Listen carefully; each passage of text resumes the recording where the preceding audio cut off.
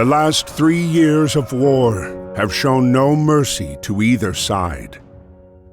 The bitter fighting continues across Europe over land, sea, and air, leaving behind mountains of casualties and many more broken souls.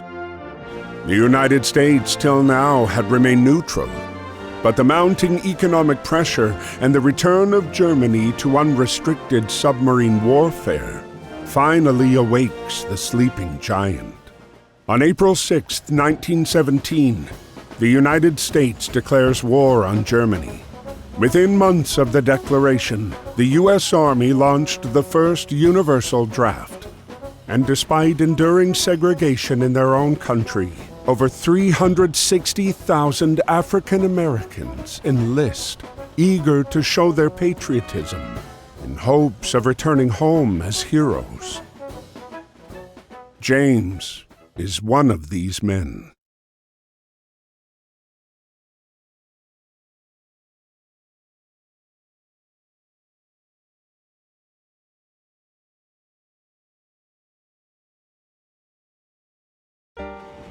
Dear Brother James, I hope this letter finds you well and that working at the docks is not too backbreaking.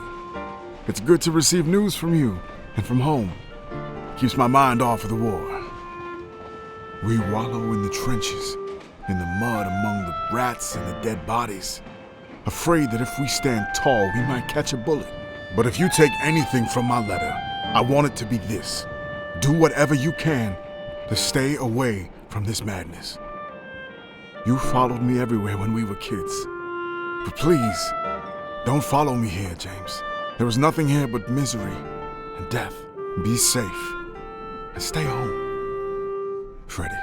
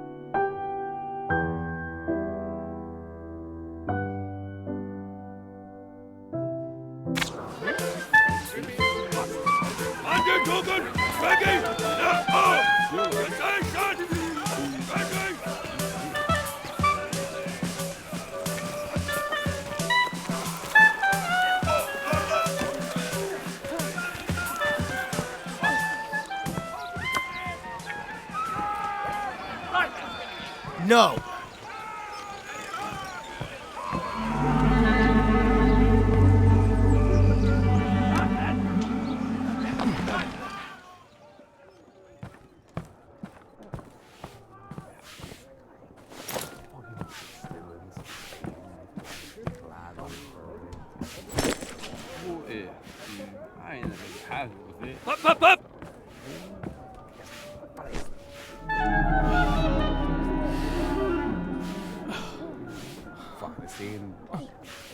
Up, up, up!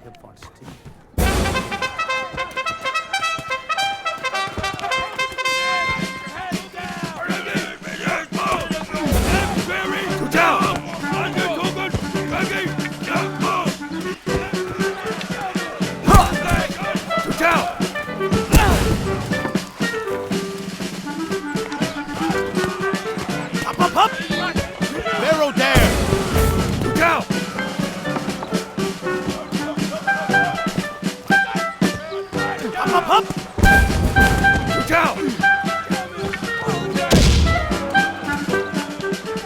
up!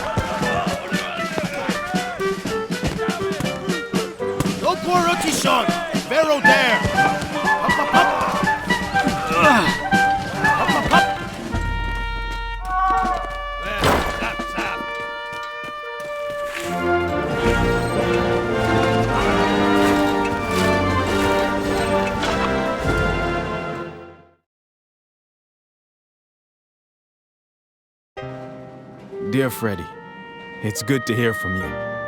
Sorry to disappoint, but it looks like I'm following you around again.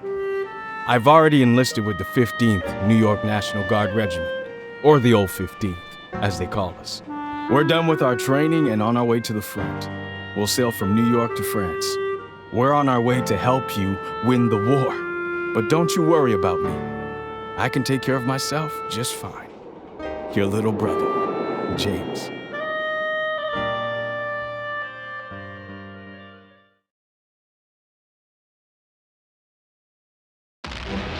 April 9th, 1917, Vimy Ridge.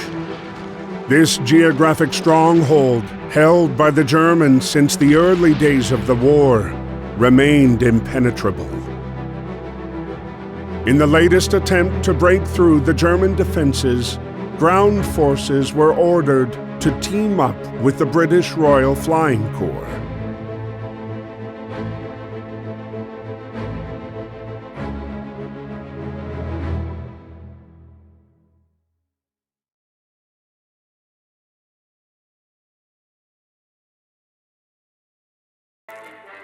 Before launching the attack, the soldiers were given a moment to write to their loved ones.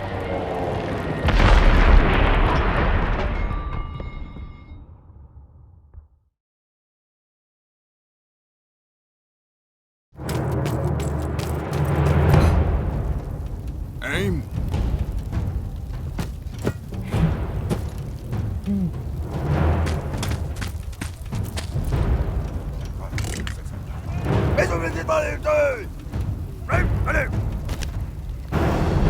Interrupted by George's unconventional landing, Freddy soon learned that his unit was going to take part in the operation and be paired up with the peculiar British pilot, now grounded and without a plane to fly.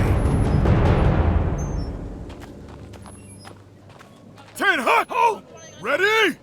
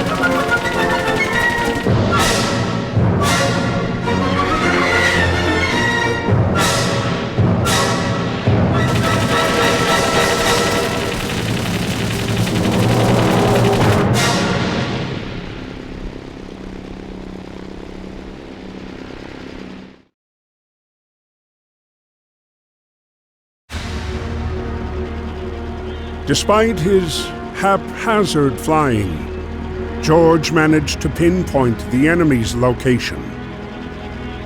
He relayed the information to Freddy, who then launched the strike on the enemy cannons. But despite the triumph of reclaiming Vimy Ridge after 3 long years, their victory was marred by the dead bodies strewn across the hillside.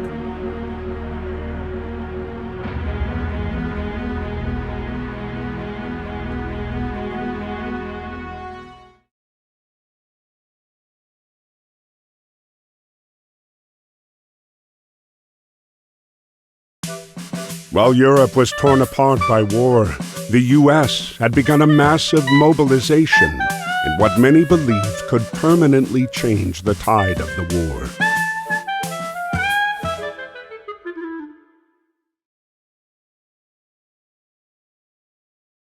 Aboard the USS Pocahontas was a racially segregated unit.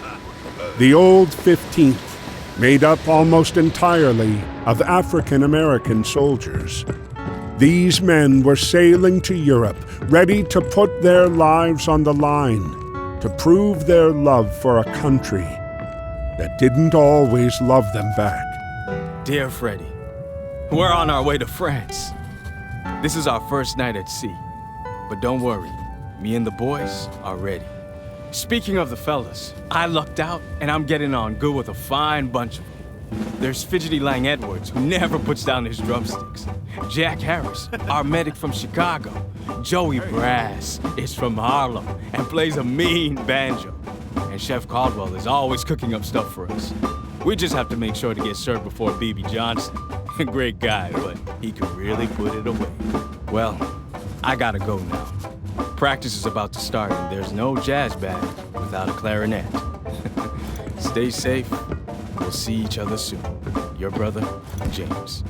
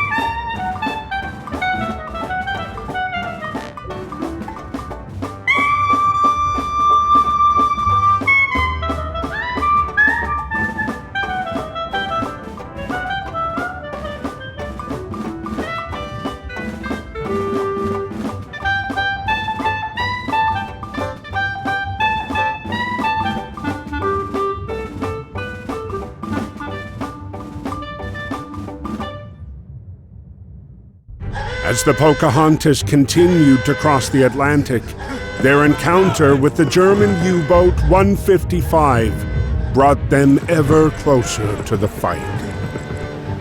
Entering the battlegrounds of the war, their ship was spotted by Ernst.